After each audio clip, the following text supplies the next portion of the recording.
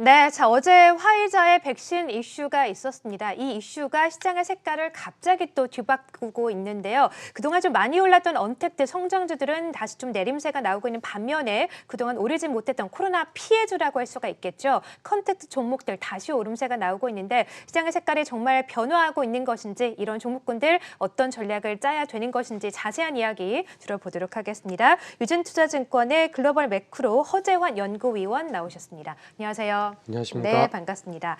자, 연구위원님께서도 보셨겠지만 코로나 이제 백신 화이자에서 임상 3상 또 아주 긍정적인 결과를 발표했습니다. 타이밍이 굉장히 절묘했던 것 같아요. 사실 이 이슈는 트럼프가 굉장히 바랬던 이슈잖아요. 네. 근데 바이든 당선이 확정된 이후에 좀 나와서 트럼프가 굉장히 좀 배가 아팠을 것 같다는 생각이 들고요. 자, 이 이슈가 나오다 보니까 종목의 색깔이 좀 많이 변했어요. 컨택트가 다시 오르고 언택트가 다시 내리고 있는데 이런 시장 환경이 좀 계속해서 이어질 것이라고 보시는지 컨택트 종목, 언택트 종목 좀 어떤 전망을 갖고 계십니까?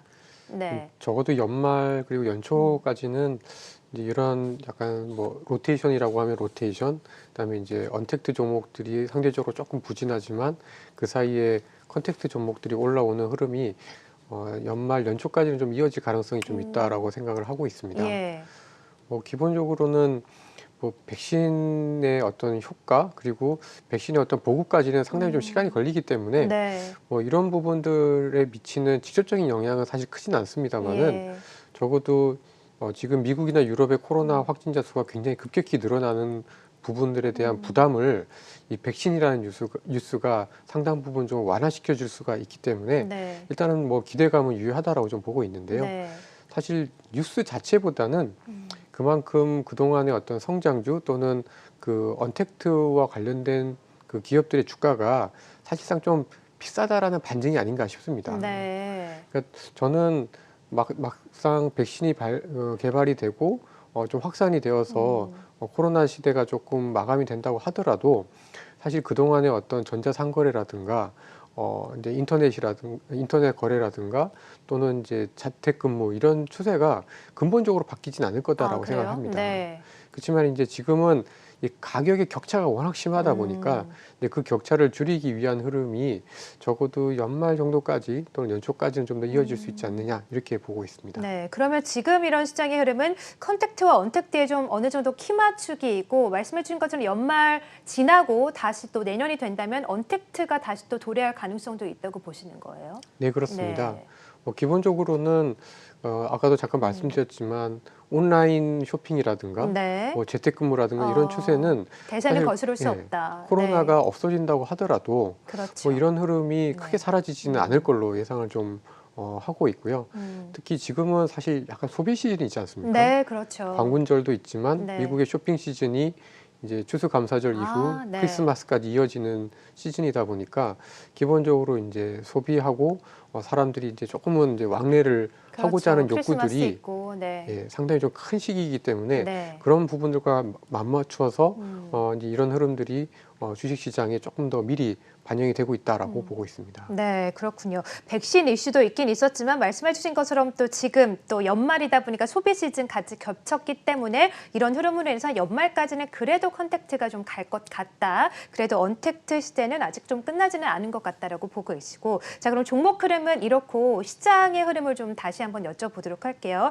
시장은 또 그래도 지수가 여전히 좀 지지부진한 상황인데 다시 지수가 좀 오르기 위해서는 이 미국의 경기 부양책이 다시 좀 집행이 돼야 될 것 같은데 지금 상황으로 봐서는 그렇게 쉽게 좀 결정이 날 것 같지 않아요. 트럼프는 여전히 좀 불복을 좀 하고 있고 또 조지아주의 이제 상원 이제 의원이 아직 확정이 되지 않았기 때문에 내년 한 1월 5일쯤에 결정이 된다고 해요. 그러면 그때까지 경기 부양책이 안 나오면 지수도 계속 지지부진한 건가 이런 의문이 드는데 연구원님은 좀 어떻게 보십니까?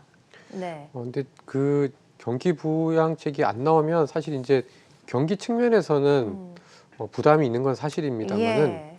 몇 가지 상쇄해주는 변수들이 있습니다. 그러니까 첫 번째는 결국 경기 부양책이 안 나오면 12월 미국 FOMC에서 뭔가를 해줄 수도 있다. 또 통화 정책이 나올 예, 수 있다. 기대감들이 좀 네. 있는데요. 사실 근데 FOMC보다는 12월에는 ECB가 좀 더 그 QE 규모를 늘릴 가능성이 있습니다. 네. 지난 대선 직전에 있었던 ECB 회의에서 워낙 지금 유럽이 그 코로나 확진자 심각하죠. 수가 네. 심각하게 늘어나다 보니까 ECB에서 12월 달에는 뭔가 액션을 취할 수 있다라는 어떤 시사를 분명히 했기 때문에 네. 12월에는 꼭 연준이 아니더라도 음. ECB가 QE를 늘려주게 되면 아무래도 이제 이런 부분들이 주식시장에는 긍정적으로 작용할 가능성들이 좀 있어 보이고요. 네. 그다음에 경기 부양책이 안 나오곤 있지만 지금 약간 한계 상황에 있는 저소득층 같은 경우에는 예. 사실 좀 이렇게 썩 좋지는 않습니다만은 그렇죠. 최근에 미국의 가계들 중에 저축을 늘린 계층들은 대부분 굉장히 고소득 가정 또는 가계들입니다. 그래서 네. 이들은 아직까지는 12월 내년 1월까지도 충분히 좀 소비를 할 수 있는 여력들을 좀 남기고 있기 때문에 네. 이런 부분들에 있어서 뭐 좀 부담은 있겠지만 그렇다고 해서 그 어떤 글로벌 경기의 흐름이 굉장히 다시 그 심각한 다운턴으로 갈 가능성은 그렇게 높지는 않다라고 좀 보여지고 있고요. 네. 오히려 그 사이에 주식시장이나 경제 지표들이 나빠질 경우에는 이제 1월에 또 상대적으로 또 부양책이 좀 세게 나올 가능성들이 있기 때문에 이런 부분들이 하단을 좀 방어해 줄 가능성이 저는 좀 있다라고 보고 있습니다. 네, 그렇군요. 자, 그래서 이제 경기 부양책이 안 나오더라도 안 나오면 여전히 이제 QE 정책을 더 확대할 수 있기 때문에 이 부분은 또 시장에 긍정적일 수 있다라고 말씀하셨는데 그러면 이런 이유들로 인해서 여전히 말씀하신 뭐 테크주라던가 성장주들 긍정적인 관점을 좀 유지해도 괜찮다고 보십니까? 앞서서도 이런 언택트 종목들 여전히 좀 유효하다, 긍정적이다라고 말씀하셨잖아요. 좀 더 자세하게 좀 언급해 주실까요? 네. 네. 저는 뭐 여전히 좋게 보고 있습니다. 네. 근데 이제 그 미국하고 한국을 조금 분리해서 볼 필요는 있는 것 같습니다. 예를 들면은 지금 미국의 가치주 대비 성장주는 거의 올해 거의 한 400bp 정도, 그러니까 400bp 정도 굉장히 좀 40% 이상 차이가 굉장히 좀 큰 편인데요. 이 차이가 어떻게 보면은 99년, 2000년 그 IT 버블 때보다도 훨씬 더 큰 괴리를 보여주고 있습니다. 네. 어떻게 보면 미국은 저희가 한국에서 느끼는 것보다 훨씬 더 가치주 대비 성장주, 컨택트 대비 언택트의 어떤 차이가 굉장히 많이 벌어져 있는 그렇군요. 상황이고요. 네. 한국 같은 경우에도 많이 벌어져 있긴 하지만 이제 미국보다는 덜하고 네. 저희는 이제 어떻게 보면 작년부터 조금씩 이제 이런 성장주에 대한 어떤 바람이 불었기 때문에 네. 뭐 미국 대비해서는 그렇게 격차가 아주 심하진 않은 편입니다. 예. 그래서 저는 아직까지도 이제 미국은 조금 약간 격차를 줄이는데 좀 더 시간이 걸릴 거라고 보여지지만 네. 한국 같은 경우에는 내년 그 초반이 지나게 되면은 다시 한번 그 언택트 관련한 종목들이 다시 한번 또 힘을 낼 수 있는 시점이 다가오고 있다라고 좀 판단을 좀 하고 있고요. 네. 그리고 과거에도 보면 이런 닷컴 버블 때나 과거에 이제 성장주가 굉장히 급격히 올라가는 상태에서 보면은 사실 이제 그 어떤 유동성에 의해서 PER이 굉장히 가파르게 상승하는 국면이 한 6개월에서 9개월 정도 나오고 나면 네. 보통 한 분기에서 두 분기 정도 쉬게 됩니다. 음. 그러니까 미국 같은 경우는 9월부터 조금 이제 쉬었고 저희 한국 같은 경우에는 8월 중순부터 좀 쉬어 갔었는데요. 네. 한 분기라고 하면은 이제 11월, 12월이 될 거고 두 분기다라고 하면은 이제 내년 초기 때문에 아마 내년 초 이후에는 다시 한번 이런 그 밸류에이션에 대한 부담 그리고 어떤 성장주와 가치주 간의 어떤 괴리에 대한 부담들이 많이 해소가 될 걸로 예상을 하고 있고 네. 그 이후에는 그래도 실적이 내년도에도 꾸준히 나올 수 있는 종목들은 역시 이런 그 언택트 관련한 종목 산업들에서 훨씬 더 많기 때문에 네. 저는 그 부분에 있어서 여전히 관심이 유효하다라고 보고 있습니다. 네, 그러니까 언택트에 대해서도 여전히 좀 관심을 갖고 가는 가운데 언택트 중에서도 실적이 좀 잘 나오는 기업들 조금 더 유념 있게 좀 보자 이런 말씀이시군요. 네, 그렇습니다. 말씀하신 이 언택트 종목 이외에 성장주라고 한다면 성장주는 뭐 그린뉴들 이런 종목군들 말씀하시는 걸까요?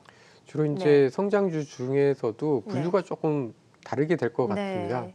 그러니까 기존의 성장주는 뭐 BBIG라고 하는 그쵸? 네. 인터넷, 뭐 배터리, 그 2차 전지, 네. 그다음에 바이오 이제 이런 종목들이고 최근 들어서 이제 성장주라고 하는 것들은 어떻게 보면 친환경, 그쵸? 예, 네. 어떤 그런 테마를 이제 장착하고 있는 산업들인데요.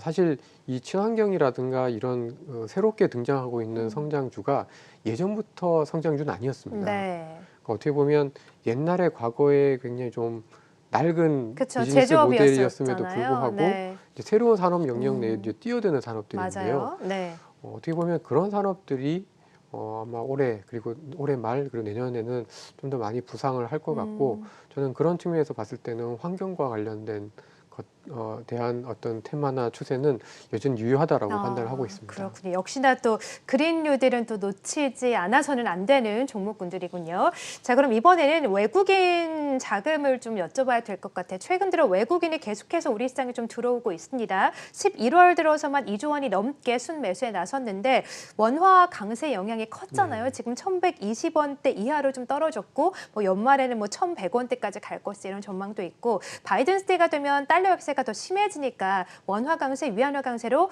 외국인 더 들어올 수 있다 이런 전망도 있거든요. 앞으로 전망 어떻게 보고 계세요? 네. 저는 외국인이 그렇다고 해서 아주 예. 공격적으로 이렇게 들어올 것 그래요? 같지는 네. 않습니다. 지금도 공격적은 좀 아니라고 보시는 네. 거예요? 네. 그러니까 물론 바이든 당선이 굉장히 좀 명확해진 이후에 네. 11월 들어서 거의 뭐 2조 이상 외국인 투자가들이 주식을 그렇죠. 네. 사고 있고 사실 이제 올해 들어서는 굉장히 좀 의미 있는 변화다라는 데에서는 이제 공감을 하고요. 네. 그렇지만 이미 이제 한국 주식은 외국인들이 많이 갖고 있습니다.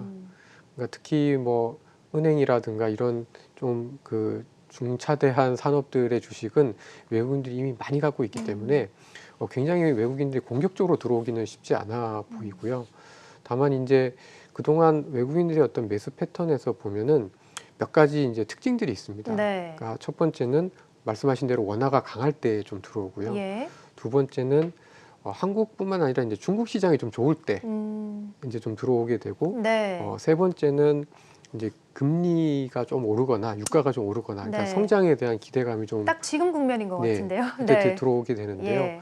이제 그런 부분에 있어서는 이제 분명히 외국인들은 좀 들어오긴 할 텐데 그렇다고 해서 지금 어차피 그 중국 본토 시장이 계속해서 문을 열면서 외국인들이 자금을 좀 상당 부분 더 많이 가져갈 거고 저희는 이제 그런 상황에서 이제 올해보다는 내년도로 가면서 조금 더 외국인들이 순매도 우위에서 좀 매수세로는 좀 전환될 수 있을 걸로 예상을 하고 있습니다. 네, 그렇군요.